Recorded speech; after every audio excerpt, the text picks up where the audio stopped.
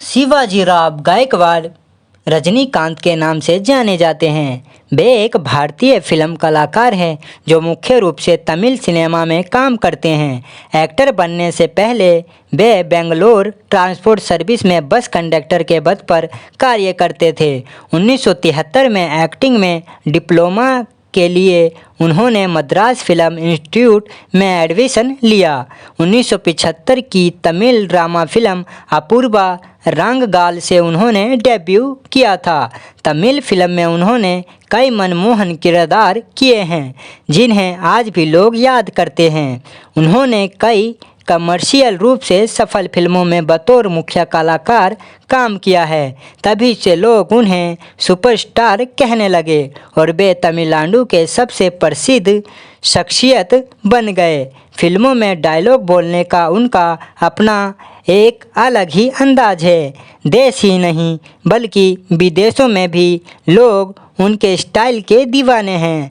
तो चलिए दोस्तों, आज हम उनके जीवन के बारे में विस्तार से जानते हैं। इससे पहले दोस्तों, कृपया करके चैनल को सब्सक्राइब ज़रूर कर दीजिए, जिससे मुझे मोटिवेशन मिलता है आप सबके लिए और वीडियो बनाने का। तो चलिए दोस्तों, वीडियो को स्टार्ट करते हैं। रजनीकांत का जन्म 12 दिसंबर 1950 को एक मराठी परिवार में हुआ था। उनकी माता का नाम रामाबाई और पिता का नाम रामोजी राव था। उनके पिता बेंगलोर के पुलिस कांस्टेबल और माता गृहिणी थी। मराठा योद्धा छत्रपति शिवाजी के नाम पर ही उनका नाम शिवाजी राव रखा गया था। रजनीकांत के पूर्वज वर्तमान पुणे के जेजुरी के पास के गांव माबरी से थे। बहन अश्वंत बालूभाई और दो बड़े भाई सत्यनारायण राव और नागेश्वर राव के साथ 4 बहन भाइयों में वो सबसे छोटे हैं। रजनी ने Gabipuram government Kannada modern primary school से अपनी प्राइमरी एजुकेशन पूरी की और कहते हैं रजनीकांत उस समय बड़े पढ़ाकू किस्म के बच्चे थे। अपने स्कूलिंग के दौरान भी उन्होंने नाटकों में भाग लेना जारी रखा, जिसकी वजह से उनके थिएटर का शौक बढ़ता चला गया और जिसके बाद में जाकर एक मुकाम भी मिला। अपनी एजुकेशन के बाद के दिन जहां से आदमी अपने करियर के बारे में सोचना शुरू करता है, वहां उन दिनों रजनीकांत के दिन बड़े मुश्किल रहे हैं। उन्होंने बेंगलोर और मद्रास शहर में कई तरह के काम किए, जिसमें से कूली का काम भी एक है। लेकिन रजनीकांत को नहीं पता था इन्हीं दिनों उसकी किस्मत बदलने वाली है। असल में हुआ यूं कि बेंगलोर ट्रांसपोर्ट सर्विस में भर्ती निकली और जिसमें रजनीकांत सेलेक्ट हो गए। लेकिन फिर भी चूंकि यह केवल मनी प्रॉब्लम दूर करने के लिए था, जो कुछ हद तक हो भी गया था, लेकिन उसके बाद भी रजनीकांत को जो करना था वो उससे कहीं अलग था, जिसकी वजह से होने वाले स्टेज शो में वो रजनीकांत भाग लेते रहते थे और वहीं उनकी किस्मत भी उन्हें लेके जा रही थी। एक कंडक्टर के तौर पर भी उनका अंदाज किसी स्टार से कम नहीं था। वो अपनी अलग तरह से टिकट काटने और सीटी मारने की शैली को लेकर यात्रियों और दूसरे बस कंडक्टरों के बीच विख्यात थे। कई मंचों पर नाटक करने के कारण फिल्म और एक्टिंग के लिए शौक तो हमेशा से ही था और वही शौक धीरे धीरे जुनून में तब्दील हो गया। रजनीकांत ने लता रंगयारी से शादी की, जो कॉलेज पत्रिका के लिए उनका इंटरव्यू लेने आई थी और उनको देखते ही उन्होंने लता को प्रपोज कर दिया था। 26 फरवरी 1981 को आंध्र प्रदेश के तिरुपति में उनकी शादी संपन्न हुई। रजनीकांत के 2 बेटियां ऐश्वर्या रजनीकांत और सौंदर्या रजनीकांत है।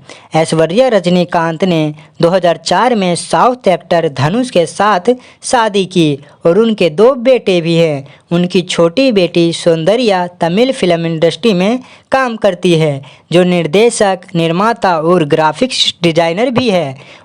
उसने 2010 में बिजनेसमैन आशीवन राजकुमार से शादी की और उनके एक बेटा वेद कृष्ण है। रजनीकांत का फिल्मी सफ़र भी किसी फिल्म से कम नहीं। उन्होंने पर्दे पर पहले नकारात्मक चरित्र और फिर विलेन की किरदार से शुरुआत की। फिर साइड रोल किए और आखिरकार एक हीरो के तौर पर अपनी पहचान बनाई। एक समय ऐसा भी था जब एक बेहतरीन अभिनेता होने के बावजूद उन्हें कई वर्षों तक नज़रअंदाज किया जाता रहा, पर उन्होंने अपनी हिम्मत नहीं हारी। ये बात रजनीकांत के आत्मविश्वास को और विपरीत परिस्थितियों में भी हार न मानने वाले जज्बे का परिचय देती है। रजनीकांत ने यह साबित कर दिया, उम्र केवल एक संख्या है और अगर व्यक्ति ने कुछ करने की ठान ले तो कोई उम्र मायने नहीं रखती। चुटकुलों की दुनिया में रजनीकांत को एक ऐसे व्यक्ति के रूप में जाना जाता है जिसके लिए नामुमकिन कुछ भी नहीं है, और रजनीकांत लगातार इस बात को सच साबित करते रहते हैं। आज वे 65 वर्ष की उम्र में कई फिल्मों पर काम कर रहे हैं। अनुपमा यही अंदाज लोगों के दिलों पर राज करता है। रजनीकांत ने अपने फिल्मी करियर की शुरुआत 1975 में बनी तमिल फिल्म अपूर्वा रांगगाल से की थी। इस फिल्म में निर्देशक बालचंद्रन में उनकी श्रीविद्या के पति का छोटा सा रोल किया था और कमल हसन इस फिल्म में मुख्य अभिनेता थे। इस फिल्म की काफ़ी सराहना हुई थी, जिसे 3 राष्ट्रीय फिल्म पुरस्कार से सम्मानित किया गया था। रजनीकांत ने अपने फिल्म करियर की शुरुआत में कई फिल्में कमल हसन के साथ की, जिसमें से सभी फिल्में में कमल हसन मुख्य अभिनेता के तौर पर और रजनीकांत ने नेगेटिव रोल निभाया था। 1978 में रजनीकांत तमिल, तेलुगु और कन्नड़ भाषाओं में 20 फिल्में से ज़्यादा कर ली थी। वेरवी को फिल्मी में जिसमें निर्देशक भास्कर ने उनको सुपरस्टार का दर्जा दिया था। 1980 तक साउथ इंडियन सिनेमा में रजनीकांत एक पॉपुलर एक्टर बन गए थे।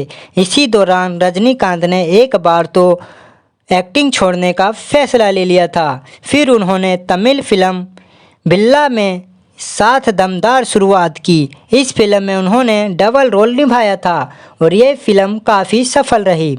इसके बाद रजनीकांत ने कई फिल्मों में डबल रोल किया। इसके अलावा 1982 में रजनीकांत ने कई फिल्मों में 3 रोल एक साथ दिया था। रजनीकांत को 2000 में भारत सरकार ने कला क्षेत्र में पद्म भूषण से सम्मानित किया था। ये तमिलनाडु राज्य से है। रजनीकांत ज़्यादातर तमिल में उनकी फिल्में के लिए पुरस्कार प्राप्त हुआ।